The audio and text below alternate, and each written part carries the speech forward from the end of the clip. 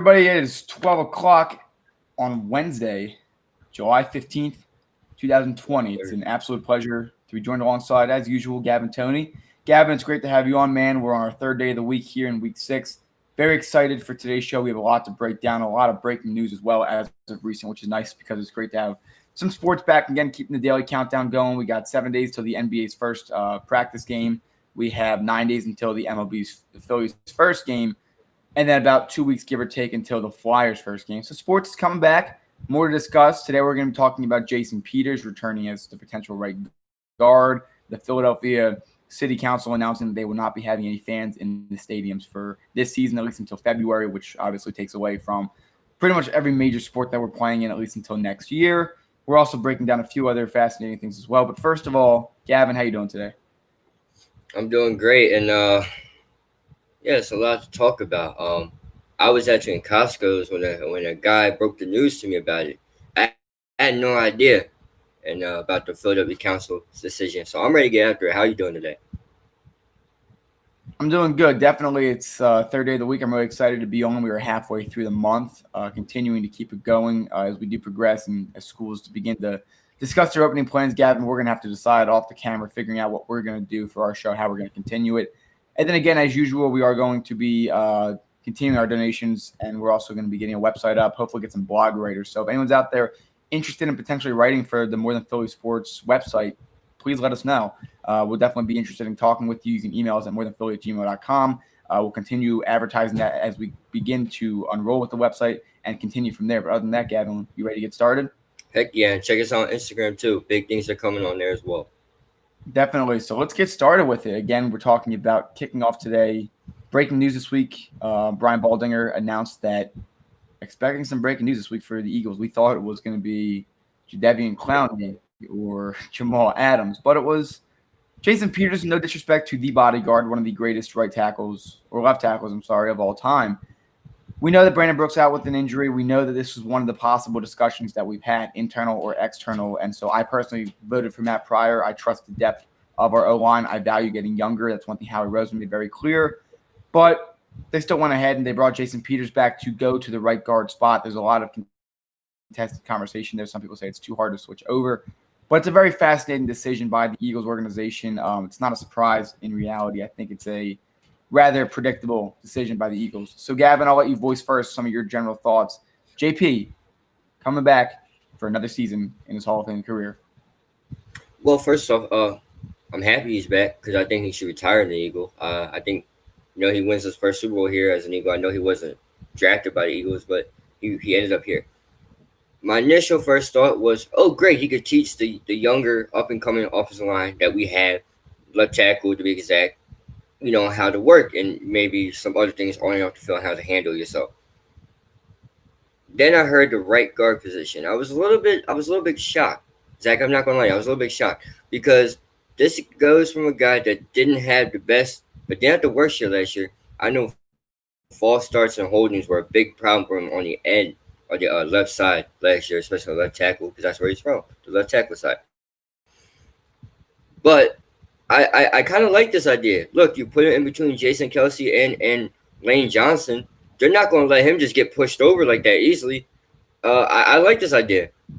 Zach, we talked about getting younger. We stressed this offensive line is getting older. Jason Kelsey is the next oldest man besides Jason Peters. Brandon Brooks is 31, 32. Lane Johnson didn't cross his 30s yet, but he's getting close to it. Isaac Salamahu is, sorry if I said that wrong, but he's young, and Andre Dillard is young. So, Zach, are you worried about the upcoming for this offensive line? Because they're getting older, and I know Jason Kelsey has a 1-year deal up. Your window is as wide as how good your offensive line is, and so that's going to be my stance for a long time. Carson does need a good O-line behind them. If you have receivers that get open pretty quickly, it probably helps out. But no, I believe the offensive line is very important. Jason Kelsey is going to give the team a heads up before he does retire. It's not going to be a shocker, which is a good thing to know. So we probably will know when it's his last season, give or take. Maybe next season will be his last year with the team. But I think the right side is still pretty situated for a while. Again, Brandon Brooks is hurt this year, but he's coming back next year. Lane Johnson's going to be here for a while. Sam I was going to go over to the center position, and the kid we got out of Auburn this year, I believe, is going to be coming in at the left guard position, and then Andre Dillard obviously. So it's still the depth is there, the planning is there. It's just how good can this team actually be, and where are we going to invest our money? We're not going to have to invest too heavily in the O line yet, but potentially in the future we can. But yes, I'm very worried. I think Jason Peters is a great player. He's got to slim down a little bit to be at that guard position. I don't know how big of a change it could be from left to right for him because guard's a little bit less of an extreme than it is at the tackle position, like Andre Dillard. We saw struggle against Seattle the first time around. So I don't know. I think it's a tricky situation. I'm pretty sure that by week 6, Jason Peters will be hurt and Matt Pryor will be coming in anyway. So my thought is why not just let Pryor get in there and be a learning experience and all that. And again, I'm not wishing an injury on Jason Peters at all. I love him as a player, but I mean he's old, and that this team needs to infuse youth. So I don't love the decision by the organization. I still love JP as a person. I think he'll still be a great mentor for these young O linemen up and coming. So Zach, let me take you back. Early in the year, before we started the show, you go on the board in our sports club and you write all the old players' names down. And you said, if you thought all these guys are going to make it a full season, you're wrong. So I'm not wishing injury on JP. I love JP. I know you love JP as well. We all poop for JP. I was the first to say bring JP back, even if it's as the backup role. Do you think he'll make it past week 10? Because I sadly, I hate to say, I don't see him getting past week 5. Based on precedent, no, but I hope so. I hope so too, but I'm on your side. I think learning experience will be the best, especially with the young group of talent we have coming up. I think of JP as a backup role or just a case that the young guy gets destroyed, we just throw him in there. I don't think he should be the starting right guard at the start of the season. I think he should wait. We gotta get these young guys in at some point. You only get 2 preseason games this year, so that does nothing for you guys.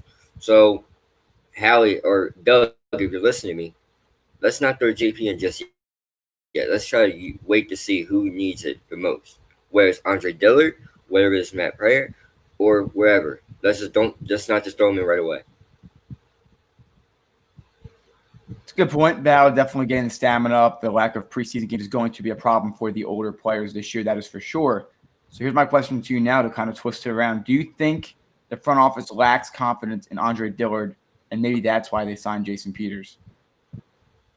I hope not. You brought him in for a first round pick. Okay, Houston wanted him, and you get him before Houston, and Houston ends up settling for somebody else. I can't think at the moment exactly. You remember who it is? Let me know. Uh, I don't think they lack confidence offensive line. I just don't think, or Andre Dillard, I don't think they've seen enough from him to lack confidence in him. I know Andre Dillard in the games he did start last year, he wasn't horrible. He wasn't the best. I think this year Andre Dillard will be just fine personally, but I think this Jason Peters signing was more of a we just need somebody on a cheap deal, and he was the only one that took it on a cheap deal. They gave him a lot of money for a 1 year deal, which is fine. JP, we love JP, but I think that's where this move was, and they needed another veteran. I agree. And so a lot of people, Andre Dillard, hot and cold. He faced Khalil Mack in the Bears game and had no problem against him. He faced the Patriots front four. He faced a lot of defenses and did a very good job. The only time he struggled was when he went from the left guard position to the right guard position. And again, for tackles, sometimes it's not an easy change. So that's where a lot of the criticism comes in. But I still have confidence in Andre Dillard moving forward. That's when the O-line is going to be good this year. I hope I can say that the O-line holds together. I hope I can say the wide receiver core holds together. And at that point, it's up to Carson Wentz to be able to go out and actually make this happen. I want to be able to say that this team goes as far as Carson Wentz takes them. That's the perfect situation. Every quarterback would love to be in that situation.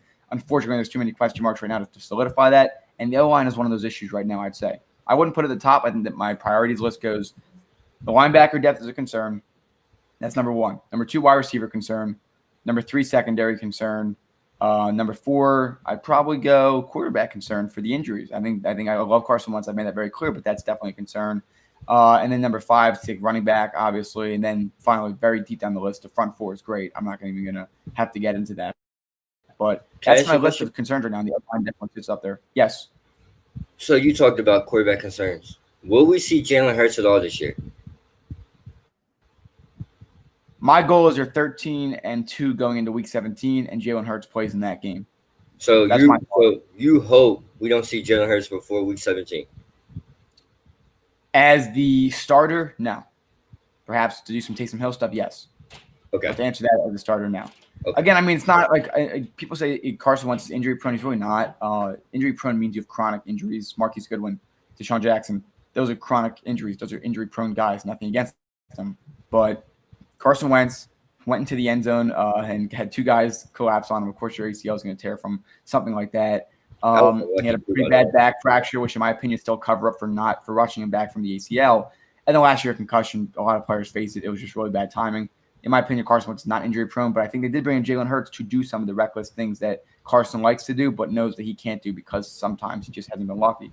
But I'm not concerned about him that much. But because of the facts, because of what we've seen, it's a safe bet to say we have to be a little bit concerned that any second your starting quarterback could go down. The goal for this team, like it was in 2017, is when your quarterback goes down, can you still do the job and get to the playoffs and do things like that? And that's where this team has to continue to go. And it starts with guys like wide receivers. No one else was going to be able to come in. Even Nick Foles was not able to come in last year and throw to Shelton Gibson and all those other guys. Greg Ward, who was actually, I hope, to be a starter this year. But let's be honest, those are practice squad guys last year. Props for Carson. But again, that's the only reason the QB concern really has to be stated. And tying it back to the O line really needs to step up their game because they struggled early last year, and I think that the front office knows that, and so it's important that they can do their jobs correctly. Well, you're right, and I kind of see, and I don't want to say this, I kind of see a little Lamar Jackson, Joe Flacco situation brewing in Philadelphia. Not like a big bro, but like a small one, where if Carson Wentz does go down, or I forgot how Joe Flacco got replaced. I think Joe Flacco was just being bad, No, I and think that he did get hurt. okay, well, and then Lamar comes in and goes to the playoffs, and then ultimately gets replaced because he wasn't ready. I kind of see this almost as a potential of being it like that. I don't want it to be like that, but I wouldn't be surprised if it gets to that point almost. There's no competition between Carson Wentz and Jalen Hurts. You make a point about the injury of that Carson could send Carson down. They're invested in him, and he's proved his keep. I don't think there's going to be any questions being raised about that pick. And Jalen Hurts, one of three routes. He puts a Taysom Hill rule for his first contract, maybe goes somewhere else or stays if he likes that role. Number two, fully converts to a wide receiver running back hybrid, or we develop him into a good quarterback. He plays in like week 17 or when we're in blowouts, and then we trade him somewhere for a few draft picks. Those are the only three routes I see, and none of them involve replacing Carson Wentz with Jalen Hurts. Alrighty, but we'll just have to wait and see. Yes, we will. We'll have to wait and see indeed. And so, continuing talking about the Philadelphia Eagles, pointing it back to the running back squad. How, Gavin, I'll ask you this, but I'll give you some more follow-up before you answer. How confident are you in the running back core right now, given that the offensive line, again, we don't know what it's solidified looking like. There are some questions on the O-line. Again, we know about Jason Peters hopefully playing that right guard position. That side's supposed to be good. So, Gavin, I'll ask you that again. What are your thoughts on the running backs this year for the Eagles? I like him. Miles Sanders shows a lot of potential, and I'm a believer he'll get 1,000 yards this year. Maybe even come close to being top five, top three. I know that's a little optimistic or a little blasphemous, as some may call it, but that's me. I believe in Miles Sanders. Remember, Miles Sanders is an elusive. He's like a Saquon Barkley 2.0, and he hates being mentioned as Saquon Barkley because he's his own person. I get it. We get it. We all get it. So we talk about this offensive line. We talk about the right side. Let's run the ball to the right side. But Miles Sanders is good enough. I think we can even go to the left side as well. Boston Scott is a freaking nature. We saw that in the last couple of weeks of the season. You bring back Corey Clement too, who's a great, I want to say another great running back we have here. You have a three-headed monster. Yeah, great pass catcher. You have a three-headed monster. Sanders, Boston Scott on like your third and short situations or your power situations. And then if you want to spread the ball out, pass running back, you get Corey Clement. I like every move they have here. None of the moves they have are bad. And the running back might be my favorite part of this whole entire team. I know the wide receiving core is new and new advance and Jalen Rager and Marquise Goodwin, but I like the running backs' chances a lot this year, especially behind a depleted. Well, I don't want to say depleted, but already injured offensive line. There are points, so I like Miles Sanders a lot. I think he does have RB1 potential, but this team is a more of a running back by committee, by design, by build. That's how it's always been.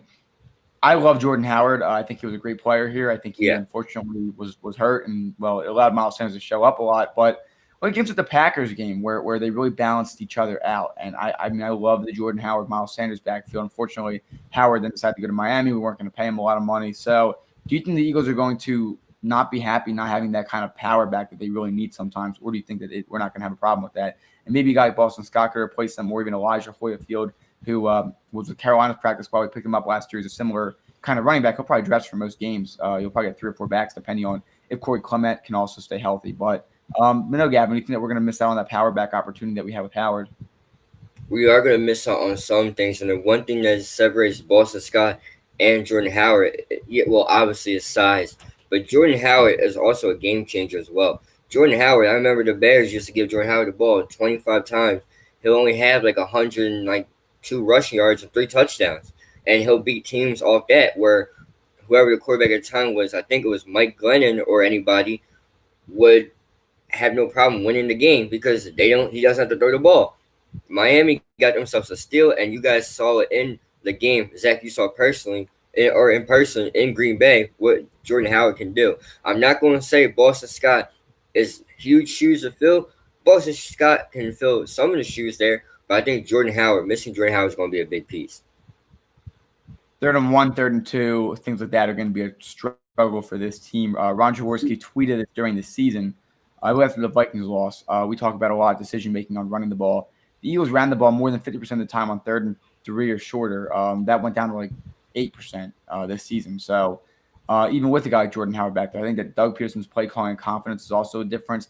I think Miles Sanders should be able to show up and be able to be that kind of bull rush guy as well, where he can really get through the line and get those first few downs that he can. But other than that, I think that it's going to be important that Miles is going to be your elusive guy who can also catch the ball. He's going to be a guy like Christian McCaffrey. Boston's got similar to Darren Sproles' role, who can also pass catch. And also a guy, Corey Clement, if he can be your power rusher, I think it all works out really well. But we don't know right now. Corey Clement, I think you'll forget how good of a running back he was his rookie year. But it's going to be a tricky situation. We're going to have to see what happens. And I think we are going to miss that because you're going to be requiring Carson Wentz to throw the ball on 3rd and short situations sometimes. And with these wide receivers, it might be tricky to do that. So I think that might be one of your biggest concerns. It's a proven fact when we run the ball, we win a lot more games. So, Doug, I know Zach, you emphasized this yesterday. I'm going to do it for you today. Don't even worry about it.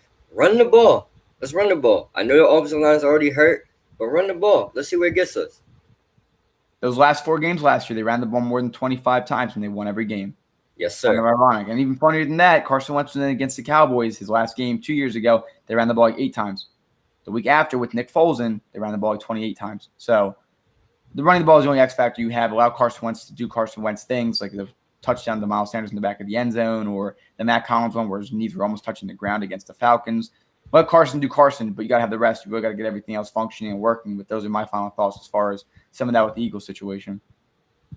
My final thoughts is, I don't want to see Carson Wentz drop back 50 times a game. All right. This offensive line I feel like Zach, this offensive line is more of a running offensive line. And just run the ball and throw the ball. Let Carson be Carson, but still, I think it's unfair for Carson Wentz, too, is when Nick Foles is back there, we saw a whole different offense. We saw a lot more running the ball. Zach, I know, Zach, you can disagree, or agree as well. But we saw a lot of more running the ball than when Carson Wentz is in the game. When Carson Wentz is in the game, we throw the ball a lot. And half the time, he gets hit a lot because no one's ever open, or B, they're just dropping the pass, or C, he just gets hit late. When you run the ball, you take the pressure / hits off of Wentz, and maybe it can preserve Wentz a little bit longer this year. I don't know, though. Well, you made a good point. The 2017 Super Bowl season, they ran the ball 25 times a game. Pretty well. It's so funny how it correlates. Something about running the ball allows Carson to get in his rhythm, allows him to make the right throws. The more pressure you can take off of an MVP caliber quarterback, the more they can show up like an MVP caliber quarterback. It's not the guys who just drop back and throw the ball 30, 40 times a game like Tom Brady and Danny Dimes and some other guys who might be able to just drop back and throw like Dak Prescott. But those MVPs are different makers. You take more pressure off them. They feel more able to go out and do what they need to. And that's what I hope for Carson Wentz. That's what I hope to see in the future. So now shifting gears now, still talking about Philadelphia sports. No fans. It's going to be different. Really fast. And we touched on it very early here in the show, but no fans until February. Gavin, let's get some of your first thoughts on that as we continue to digest the story. Like I said, I was in Costco yesterday, Zach, and I was wearing an Eagles shirt. And a guy in line goes, "Hey, it's nice you're wearing the shirt here. You're not gonna be able to wear it in person, at the games." I said, "Oh, I'm like, oh, I didn't notice." And then I got the alert going off on my phone that said Philadelphia Council has banned all fans. And my first reaction was, why? We can't. I get it. I get it. No full like capacity stadiums. Zach, we've been saying this the whole time. We thought football was going to be the first sport to bring fans back. And Ravens seems like the Ravens and others are playing on limited capacity. Obviously, social distancing, uh, every other row, all that fun stuff, and then masks as always. But I think the city of Philadelphia overreacted on this one. I don't agree with this at all. I know Philadelphia was another hard hit city of the coronavirus, and it feels like I talk about the coronavirus a lot, but I can understand if New York, like the Yankees or the Knicks. Well, no one wants to go see the Knicks anyway, but the Yankees or the Mets or the Giants or Jets, no one wants to see the Jets as well. But you get what I'm trying to say, guys. I think if New York were to say that, I can understand because they were hard hit. But Philadelphia, I think there's an overreaction, just a little bit. I'll make it very clear. I think I touched on it yesterday. I've been seeing a lot of stuff on Instagram and things like that. As far as tying back how bad the U.S. has handled the coronavirus, and people feel very indifferent about that. Again, my job here on the show is just to give you facts to let you make up your own mind. A lot of the comparisons I've seen are to countries like Italy and other countries that were hit early, like the United States was. And so what you see is a spike, and then they start to go down, and now they're pretty much flat. If you look at, first of all, the United States is like 50 individual countries. It's really not. I mean, it is 50 states, but each state is its own country pretty That is much. true. They have their own laws and things like that. Italy is the size of maybe New Jersey. So I think it's really unfair to compare a country that small to over 50 times that and even much more. Now, if you look at New York, Pennsylvania, Massachusetts, Washington State, and New Jersey and Delaware, where we all had it early, our pattern is very similar to a country like Italy. Sharp spike up and then slowly decreased off, and now we're starting to open things up. People are wearing masks outside. I haven't had a problem. I haven't seen anyone in the market without a mask on. I haven't seen anyone in Wawa without a mask on. People are doing their due diligence here in our state and our region. What people don't understand is that Florida, Texas, Georgia, California, Tennessee, Arizona, all the states that are on the hot seat right now never had a spike. They always were sitting really low. While we were all up here shutting down and everything was all spiking and all stuff like that, nothing was happening down south. I'm not a scientist. I'm not going to explain or break down exactly how the virus transmitted there. People travel interstate. We banned travel from different countries to slow down international spread. But the problem with the United States, not necessarily a problem, but just one of the parts of having a United States is that people go within different states. So it's an unfair comparison that you take the northeast region of our country compared to the south versus the EU and say, look how bad the United States is handling it. We're not handling it terrible. Pennsylvania's fine. We had 3 deaths yesterday. Again, 1 death is too many, but it's continuing to go. The death rate continues to fall across the entire United States. ICU beds in the South where it's spiking are not being overcapacitated according to a lot of sources that I've personally been able to read. Could there be a concern of that? Sure. Maybe that's why they want to shut down and flatten the curve down there. But we've already done that. Now, Gavin, we talk about this all the time. We use the reference like a poll. Like, we don't have to go out and do that. No. But we don't need to treat our area like the South. I think it's really, we talk about generalization all the time, whether it's for skin color or policemen or whatever. Generalization is wrong. And if you ever want equality in this country, you ever want anything across the world, never generalize. Always understand individual situations. If we generalize the entire United States as handling the coronavirus bad, just because some states never had a spike originally and now they are, it's unfair to punish our states who have already done our job. We already shut down for 3 months. We already lost a lot of jobs. Unemployment has already went up here. Stimulus checks have already been sent out. We've already faced the hardships, and we succeeded because our cases have consistently been low. So as it ties back to the Eagles, it wasn't a Pennsylvania decision. It was a Philadelphia decision. And they jumped to the conclusion. They decided that we're not going to have fans until February. Now, if the entire United States was all like Pennsylvania, New York, New Jersey, Massachusetts, and all of us where our cases are down, I think they would have thought differently. But because of the fact it's spiking in states very far from us, which in reality you can consider it a different country because of how far everything in the U.S. is from each other, I think it's unfair. So I think my proposal would be everyone wears a mask, temperature checks, every other seat. That's simple. Prepackaged food at most, hand sanitizer stations. That would be what my thoughts are. So I think Philadelphia could have done something different. Again, Pennsylvania, credit where credit is due. we handled the situation correctly. I think that the North, again, everybody wants to talk about the federal government and blaming, the president or whatever. I get it. I get the understanding. I get the frustration right now. But the federal government really doesn't have much to do with each state. In all honesty, it really is like 50 individual countries. If you read the Constitution, you take a look at things like that, that's really what it is. Not to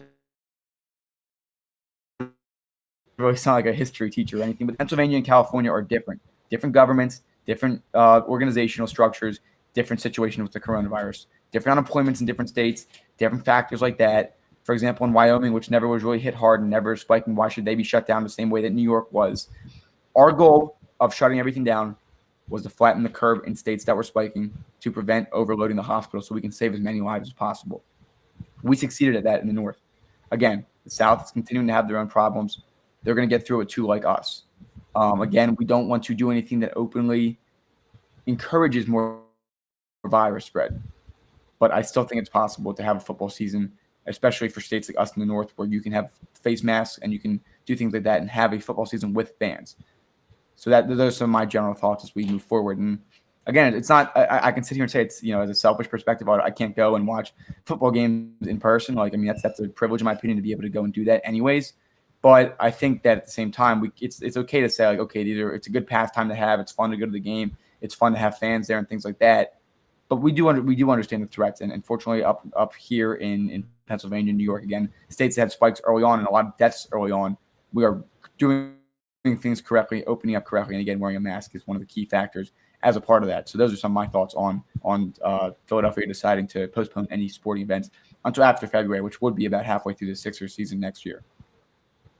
Well, you talked about the states that are having spikes: Florida, uh, Virginia, or not Virginia, excuse me, Georgia, all the southern states, right? But remember, Zach, they are destination spots for the summertime. Tennessee, you know, all those spots. Florida, I'm gonna just focus on Florida. All the beaches in Florida, Beaches. that's gonna be a hotspot destination. Zach, I remember somewhere I was reading somewhere that if you go to Delaware, right, go to any Delaware beaches, and you come back to PA, you are not allowed. They want you to quarantine yourself for 14 days at least. Yep. If you go to a Delaware beach and come back to PA, if you go and same thing with Florida too.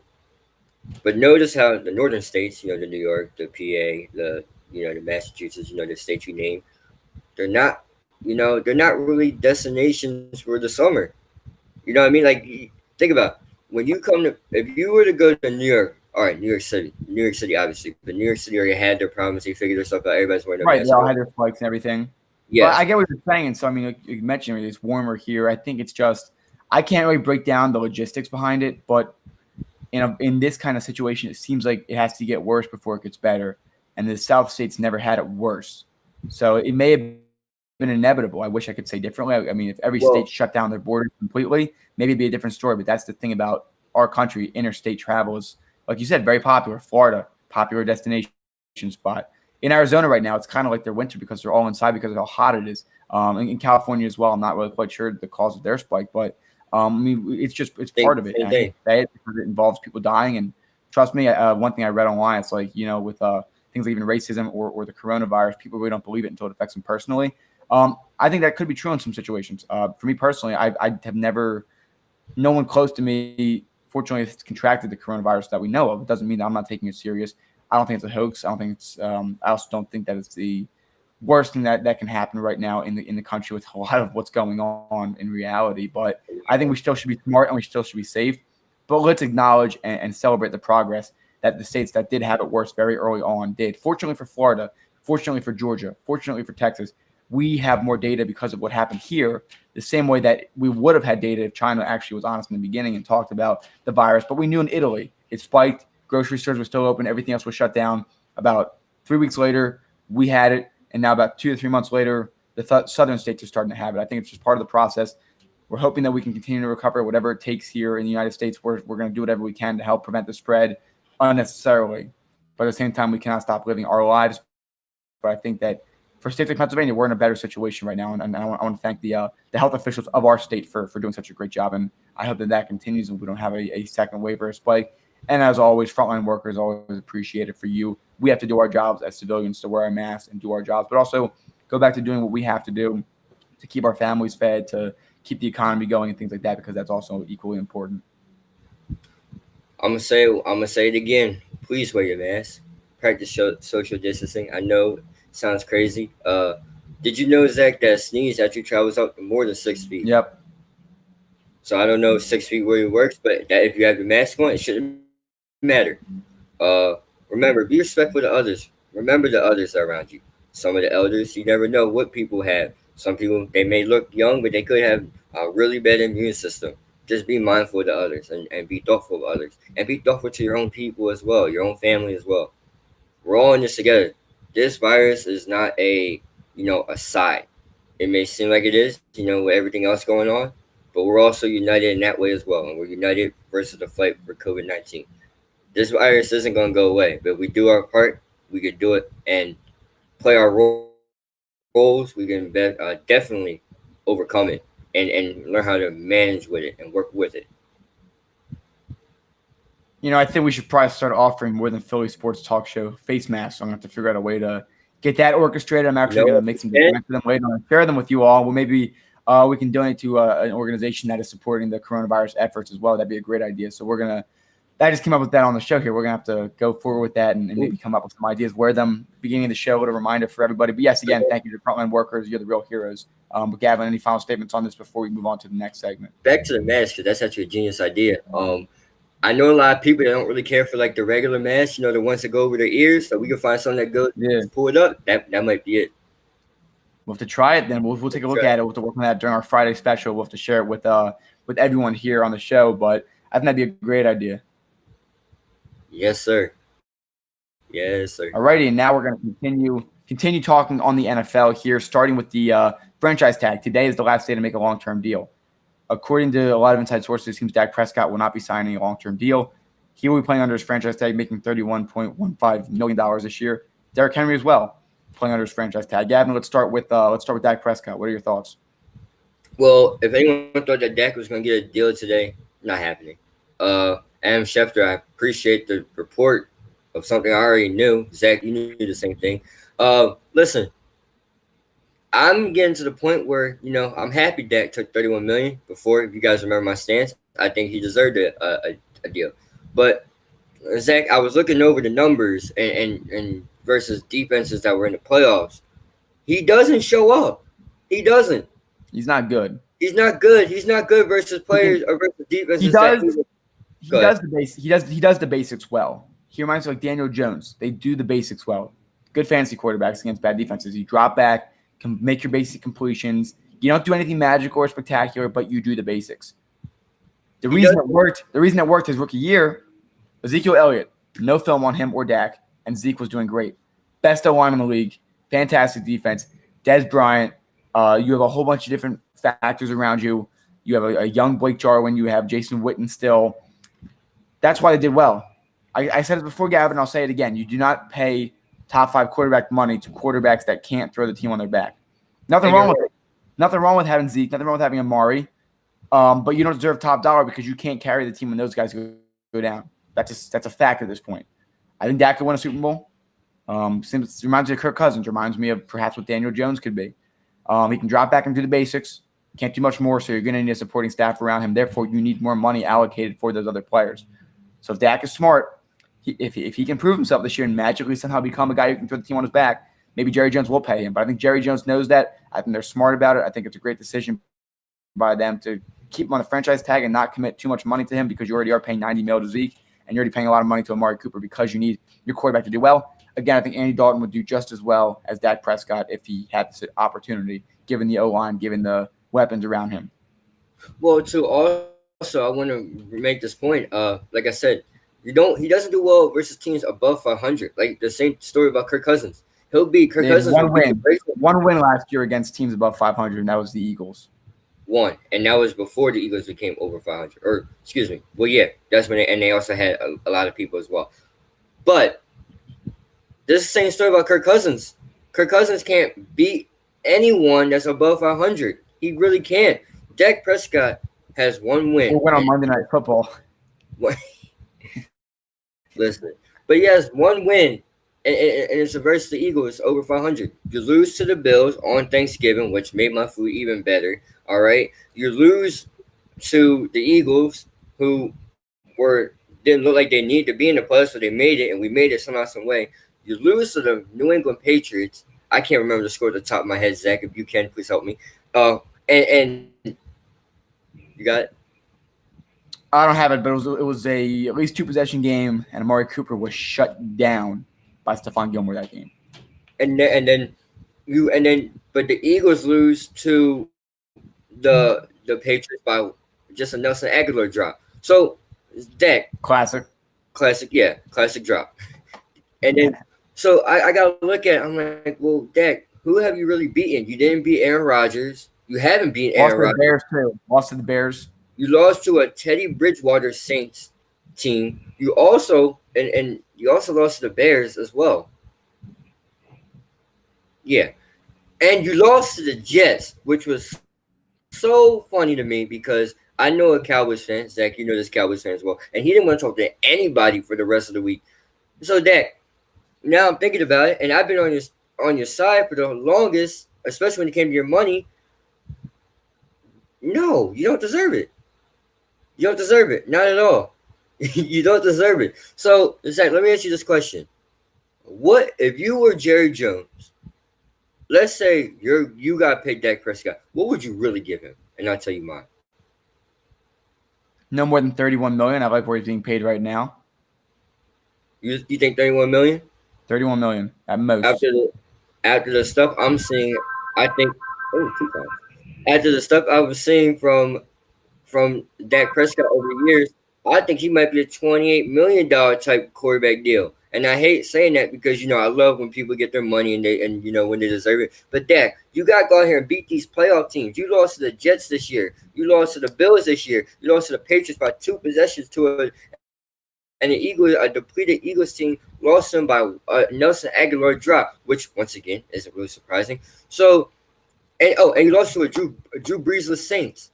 So Dak, you're 31 million. Now I look at it as being generous. If you want my honest opinion, you're 28 million, maybe 27. 28 is just being generous. No, I agree. He can do the basics. There's really not much more I've seen him do that says, hey, follow me. You have Michael Gallup and Randall Cobb last year. Stephon Gilmore shuts down your best wide receiver. You really can't go to someone else. Can't get the ball to Zeke. Maybe coaching could play a factor. But they had one more win than the New York Jets, if you want to know how bad they were. And one more win than the Buccaneers. They were really that close to mediocrity last year. I don't know what it was. Dak can't do anything without a supporting role. They were 2-5 before they got Amari Cooper. They turned the whole season around and beat the Seahawks, which were in a rebuilding year, and then they lost to the Rams. So I don't know what it is with them. We'll see what happens this year. If they can go 11-5, 12-4, 13-3, then yeah, I'd pay Dak Prescott because it fits in my system. But until he proves to me something besides his rookie year, it's not worth the money. Well, also too, Zach, you gotta remember this as well. Dak Prescott, right, in the playoffs, he's only beaten the Seattle Seahawks with an injured kicker. Also, too, you lose to Aaron Rodgers, and you lose to Todd Gurley. I'm not going to say Jared Goff. I'm going to say Todd Gurley. Well, excuse me, Fat Boy C.J. Anderson, who was relatively, big C.J., which is really wrong to say because C.J. Anderson was running over people. So, excuse me, C.J., that was wrong. But, Dak, who have you really beaten? Nobody. You haven't really beaten anybody. And also, too, because this is another point, Darius Slade locked down Amari Cooper. We got him now. Twice a year. 2 times a year. Amari Cooper got locked down by Stephon Gilmore. Then Amari Cooper also get locked down by Tre'Davious White on Thanksgiving. Zach, I could have swore he got locked down. He probably did. So, what gives, bro? Really, what gives? Like, what is your $31 million right now is what you're getting. I was for you getting more than 31. I think you would work more than Jared Goff. You still might be, but Jared Goff at least he could beat playoff teams above 500. No, Jared Goff did beat Jared Goff did beat Dallas when they were good ish. He did beat the Saints, and Todd Gurley was not a big help in that game. I know you like to give Todd Gurley a lot of the credit for it, but Jared Goff Oh yeah, does have some things to his resume. Carson Wentz beat Buffalo this year. Carson Wentz beat Chicago this year. Carson Wentz beat Green Bay this year. Carson Wentz beat Dallas this year, which was on paper a much better team. And so, it makes sense that Jared Goff and Carson Wentz are being paid more than him. also beat the Jets as They've both well. done something. Lost to the Dolphins, but that's more the defense's fault anyway. But Yeah. other than that, Gavin, some final statements on that. We have one more player we're going to talk about for the franchise tag. Then we have our quick announcement, and then we have our final segment of the day.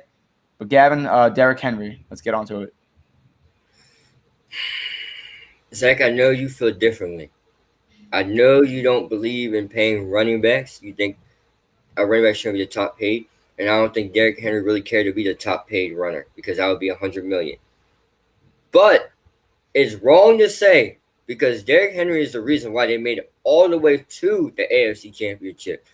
Zach, I remember before the show we brought up the numbers of, Ryan Tannehill and Derrick Henry, and we kind of did a little comparison, and I got numbers with me right here. Derrick Henry in the season, he ran 303 times. First, he was first in rushing yards with 1,440, tied for first in touchdowns, and he was sixth in yards per carry or average yards per run. All right. So, and then in the playoffs, he had 83 attempts, 446 rushing yards, 5.4 yards per average, two touchdowns, and his longest was 66 yards. So, you're telling me, and I'm not saying Ryan Tannehill didn't deserve his money, but I don't think Derrick Henry really cared to be. I think Derrick Henry should at least got $50 million this year, full-year $50 million deal. You gave Ryan Tannehill a lot of money, but when it mattered for Ryan Tannehill the most in the AFC Championship game, he didn't show up really. He really didn't.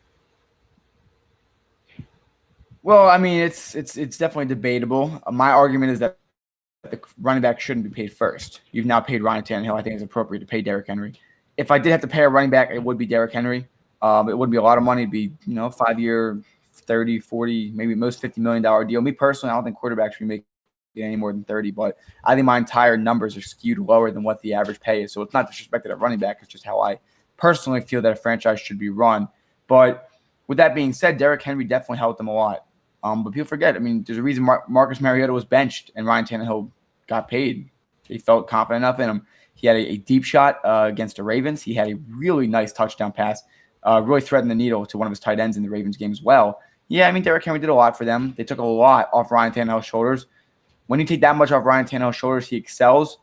And when you don't take a lot off his shoulders, he still does pretty well. Again, you mentioned the Chiefs game, but Patrick Mahomes was just a freak in nature. That offense was not being shut down by anybody. But I think back to the Saints game. Derrick Henry was hurt that game, and they only lost by one possession. It was a shootout, and Tannehill did his job well. And he'll continue to grow and mature. Again, having Derrick Henry back there is going to be good. A.J. Brown's come back for a second year to develop. Should Derrick Henry be paid? Yes. Is it wrong that Ryan Tannehill was paid first? Absolutely not. And those are my thoughts. I'm not discrediting Ryan Tannehill. Remember, he took over for Herosis Marcus Mariota, who looked like he had no sense in where he wanted to play football or what he wanted to do with the football. So I'm not discrediting that. That's not what I'm trying to say here. Ryan Tannehill was amazing in the regular season, right? 22 touchdowns, very few interceptions, 2,000 something yards.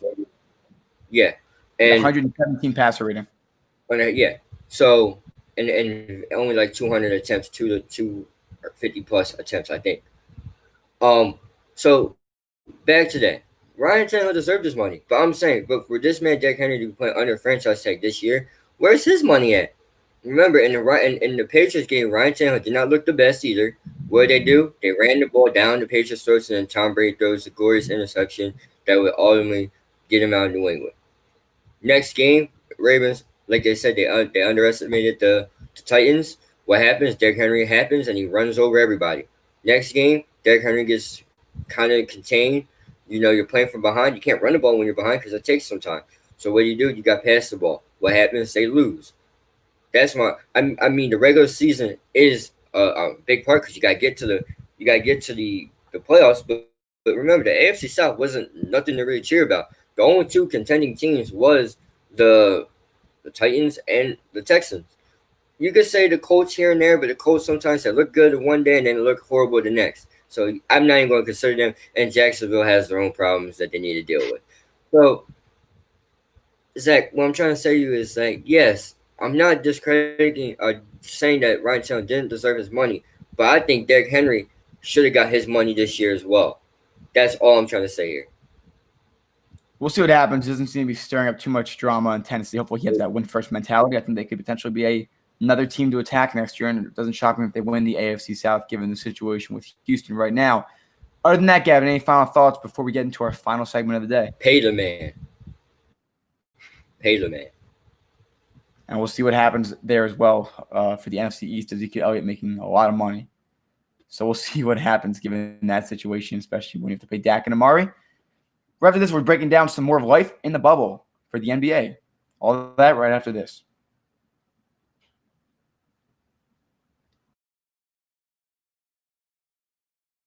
Would you like to know how you can support the More Than Philly Sports Talk Show? If so, head down to the comments on our YouTube channel. You will see two links there. The first is our Teespring, where you can see a wide variety of apparel products, including our signature product, the More Than Philly Sports Talk Show sweatshirts, offered in a variety of different colors, including gray, navy blue, and more. Finally, we have our Patreon page, where you can become a monthly donation member.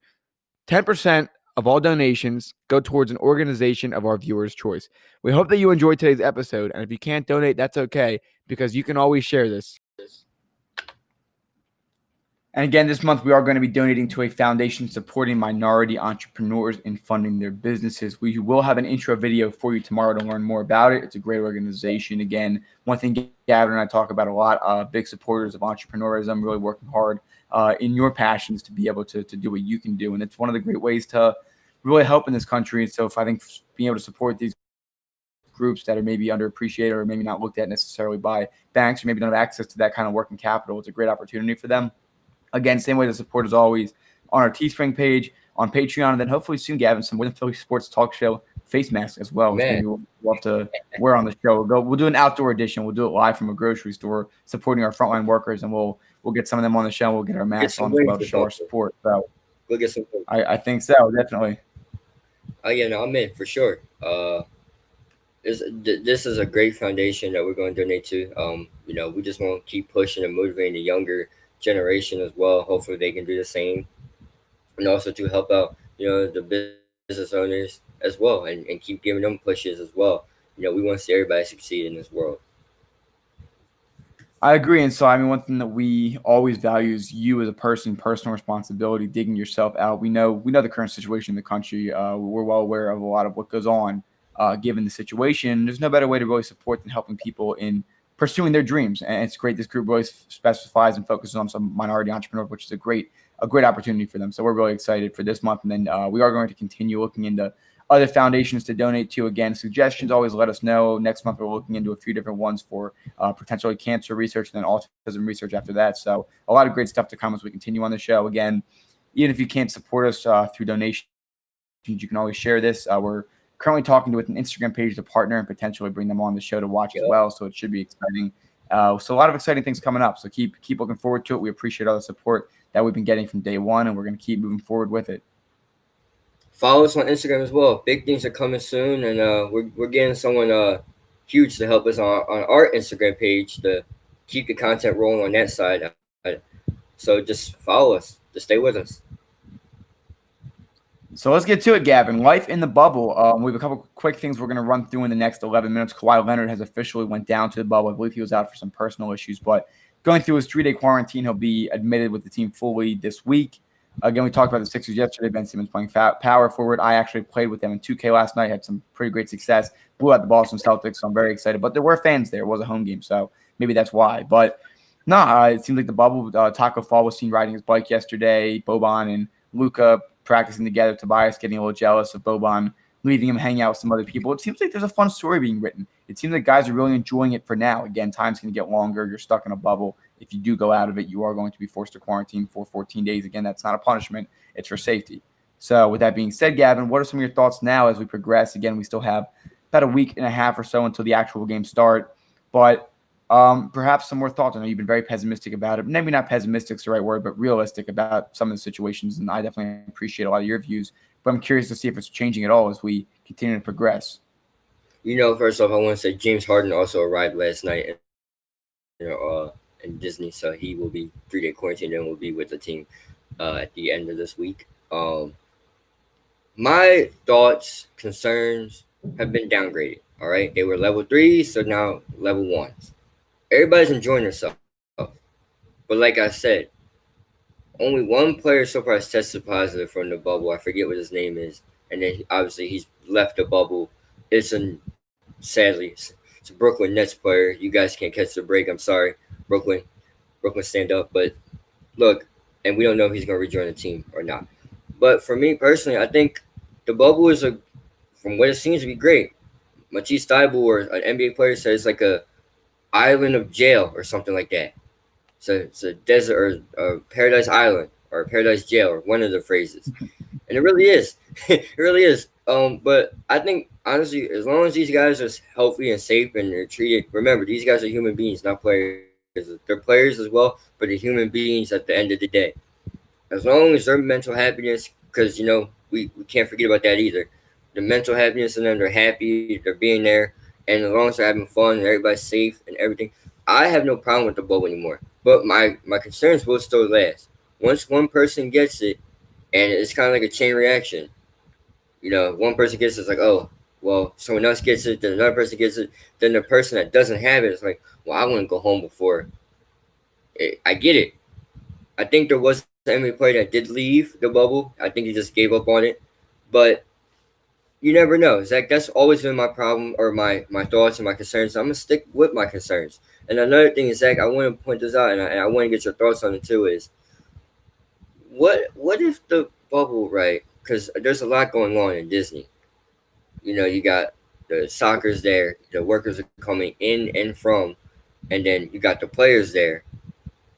What if like something, because the cases are going up in Florida. So shouldn't that spark a little more concern for the NBA? You see these guys are outside now. Some of them are wearing masks, some aren't, but doesn't that worry you just a little bit? It's tough. I mean, everybody's getting tested. As long as they stay within the confines of the bubble, I don't see any big issues. Again, employees are obviously an issue. Players actually staying inside the bubble are an issue. But no, like you mentioned, the concerns definitely go down. Games haven't started yet.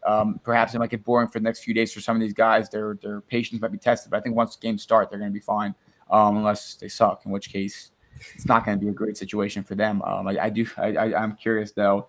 Props to some guys like Devin Booker with the Suns and a few other guys who know they're not really going to make the playoffs, but they're still going down there for the opportunity. It's appreciated. Look forward to watching some basketball for them, and then they'll go from there. If that succeeds, then it looks like the Chicago bubble for the non-playoff teams should be fun to watch as well. Maybe the Knicks can actually win something in that bubble. Nah, stop playing. Definitely not. Stop playing. You know who's gonna be in that bubble? Golden The Warriors State. are gonna be in there. The Warriors are gonna be in there. The Warriors are gonna be in there. The Bulls are gonna be in there. I'm shocked that they're actually gonna do a second bubble. I'm not really fond of it. I don't see there's a point. I can see the point, but I don't really feel it's necessary.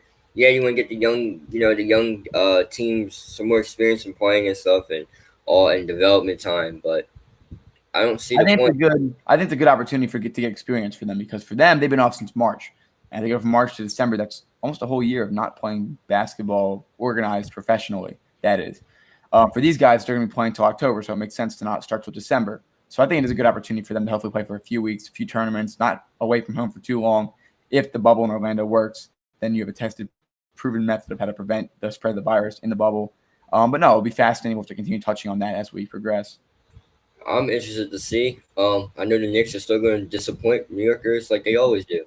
New York Knicks fans don't get any hope just because all the good teams are away. Don't mean your team's any better in the second bubble. You guys will not win the second bubble. I'm actually interested to see what the NBA is doing. Props to Adam Silver for being able to pull this off. He's talked about it for the longest. That was the speculations. It was between a couple of cities. They put in action. And everybody's living their life. James Harden's down there now. He arrived. Russell Westbrook's coming pretty soon. Hopefully next week he'll be there, and then his 3-day quarantine, and then be with the team. So it's working out fine. And yeah, Gavin, we do have some breaking news as of right now. Immediately tweeted out. Victor Oladipo says there's a strong possibility that he will come back to play. Their Pacers are currently the 5 seed, right above the Sixers. We're actually tied with their records, but they have the heads-up advantage to their 5 seed. We played in the first game back. Gavin, Victor Oladipo was not expected to play. He was going to go to the bubble as a teammate, but now it's looking like he's going to play. Hot off the press, Gavin. What are some thoughts after first hearing that? Well, I like VO. VO is a phenomenal player. I think he deserves most improved or comeback player or whatever you want to give him. He deserves something. If he comes in place, that's going to be a problem for the Sixers because Victor Oladipo is no slouch. All right, No. his injury was unfortunate and gruesome and all the words you can think about to throw him in there. But Victor Oladipo is an all star. Don't forget that. His time with the Magic wasn't the best. His time with OKC was all right, but this is his team. This is his team. They answer to him and Malcolm Brogdon. I know Malcolm Brogdon tested positive a long time ago, and he'll hopefully be joining the bubble pretty soon. If not, maybe this week. So this is going to be a good thing for the Pacers. I think the Pacers don't jump to instant favors, but their names are going to be their name is going to start getting thrown around in conversation now when thoughts about the playoffs go. So I just have to wait and see. You said they played for OKC. Is that another talented player that the Thunder let go? I can't imagine. Yes. And all Yes, Oklahoma City team, how much of a prime they'd be. Russell Westbrook, Victor Oladipo, Paul George, Domantas Sabonis, Serge Ibaka, Kevin Durant, Kendrick Perkins, Melo. I mean, it's crazy. The Thunder are like Serge Ibaka. They just get rid of all their good talent. It's crazy. Steven Adams is still there. Chris Paul's back there now. But I'm just into my Twitter thread now, seeing if there's any additional news coming out. But that's interesting. That is it. The trade for Victor Oladipo was for Paul George. Yep. Actually. And that involves Sabonis as well. Paul George went there, signed a max deal the next summer with the Oklahoma City Thunder. And then last year got traded to the Clippers as per request by Kawhi Leonard. Wow. Can you imagine it? Like, the best player just – you hear me, Zach? I can hear you. I can't see you. All right. Well, the best player – I have no idea what happened. But the best player just – the best player just asked for, hey, I want this guy. And you go out and go get him. And he's there. Yeah, that's crazy. Now, it's fascinating. Again, folks, yes, we are aware we can't see Gavin right now. Problems continue to compile, but at least we can hear him. Here we are, Gavin. I think we're coming to bring you back in. Here we go. That was fascinating. But, hey, you know what? Towards the end of the show, anyone who's watching some entertainment, because why not? We always have to have it during the week, right? Can we get one easy week? One day, I hope. One day we will. But no, we were saying, yeah, Thunder are crazy how much talent they've let go by. It's fascinating. Serge Ibaka, I can't really say Kevin Durant, but almost Kevin Durant, Russell Westbrook, James Harden. The list goes on. Add those four. Add all four of those at one point. Imagine a team of Russell Westbrook, James Harden, Paul George. And who else would you put in there? Carmelo at the power forward and Ibaka at the 5? Yes, Serge. Or Kevin Durant at the 4, maybe? That'd be a crazy team. I always try to tell people, I was like, what if the James Harden now was the James Harden on that team? They would have been the Golden State Warriors, and the Warriors would have been the Warriors that we know of. That would be fantastic to watch every year. I do have to say, though, LeBron James did beat the Thunder in the finals. Here we go.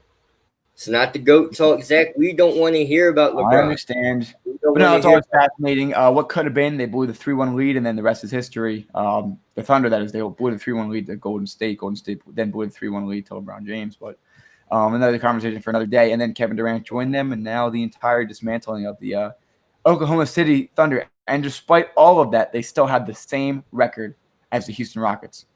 I think it's coaching. They got great coaching. Billy Donovan is a great coach. What a fascinating team. As we trickle down today's show, again, everybody, thanks for joining us. We'll continue that talk. We should do a segment, what ifs, just getting some what ifs, and I think it'd be a fun segment as well. But tomorrow we have the best of the best. We'll be talking about the cornerback and linebacker positions tomorrow for the best of the best segment on every Thursday about the NFL football. Other than that, again, folks, thanks for joining us today, and we'll see you all tomorrow at 12 o'clock.